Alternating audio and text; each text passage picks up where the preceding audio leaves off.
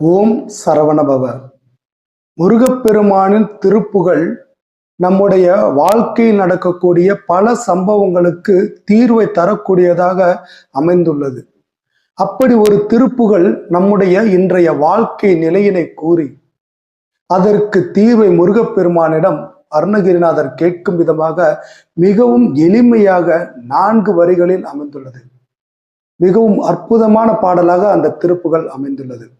அதற்கு முன்பு திருப்புகழ் நினைத்ததை அளிக்கும் என்று அருணகிரிநாதர் கூறுகின்றார். எனவே திருப்புகழை படிப்பவர்கள் எதிர்மறை எண்ணங்களை எண்ணாமல் நேர்மறை எண்ணங்களோடு இருங்கள். நீங்கள் நினைத்ததை நடக்கும் என்றால் நேர்மறையாக நீங்கள் நினைத்தது நடந்து நேர்மறையான விஷயங்கள் நடக்கட்டும். இப்ப நம்ம இந்த திருப்புகழுக்கு போயிடுவோம். அற்றை கிரை தேடி அத்தத்திலும் ஆசை பற்றி தவியாத பற்றை பெறுவேனோ, வெற்றி கதிர்வேலா வெற்பை தொலைசீலா கட்டுணர் போதா கச்சி பெருமாளே. கச்சி பெருமாளே, அதாவது காஞ்சிபுரத்தில் இருக்கக்கூடிய பெருமாளே. இந்த திருப்புகழ் காஞ்சிபுரம் தலத்திற்காக எழுதப்பட்ட திருப்புகழ். இதில் என்ன கூறுகின்றார்? அற்றை கிரை தேடி, தினந்தோறும் வாழ்வதற்கு தேவையான அந்த உணவிற்காக ஓடி ஆடி தேடி, அத்தத்திலும் ஆசை, உலக பொருட்கள் மீது பற்று கொன்று பற்றில் தவிக்கக்கூடிய அந்த நிலையிலிருந்து மாறி பற்றி தவியாத பற்றை, அந்த பற்றில்லாத பற்றை, அந்த உறுதிப்பாட்டை, இந்த ஆசை மனம் ஆசைப்படக்கூடிய அந்த மாயைகளிலிருந்து விலக்கி உறுதியான பற்றை நான் பெறுவேனோ என்று கேட்கின்றார். இது எல்லாருக்கும் சாத்தியம் இல்லைதான். ஆனா ஒரு சிலருக்கு தங்களுடைய வாழ்க்கை முழுவதுமே உழைத்து கொண்டே இருக்க வேண்டும் என்ற நிலை உள்ளது.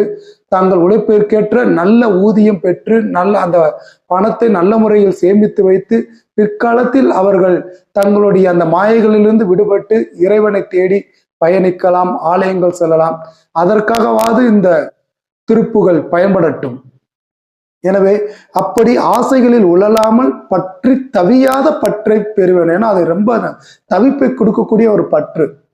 அது பெறுவேணும். வெற்றி கதிர்வேலா வீசக்கூடிய அந்த வேலினை கொண்டிருக்கக்கூடிய முருகப்பெருமானே, வெற்பை தொலைசீலா, அந்த கிரௌந்த மலையை பொடி பொடியாக தொலைத்த வேலினை கொண்டிருக்கக்கூடிய வேலனே, கற்றுணர் போதா, கற்று உணர்ந்து தெளிந்தவர்களுக்கு ஞானமாக இருக்கக்கூடியவரே, கச்சி பெருமாளே, காஞ்சிபுரத்தில் எழுந்தருளிக்கக்கூடிய பெருமாளே என்று மிகவும் எளிய வரிகளில் இந்த திருப்புகழின் மூலம் அருணகிரிநாதர் நமக்கு குறிப்பிடுகின்றார்.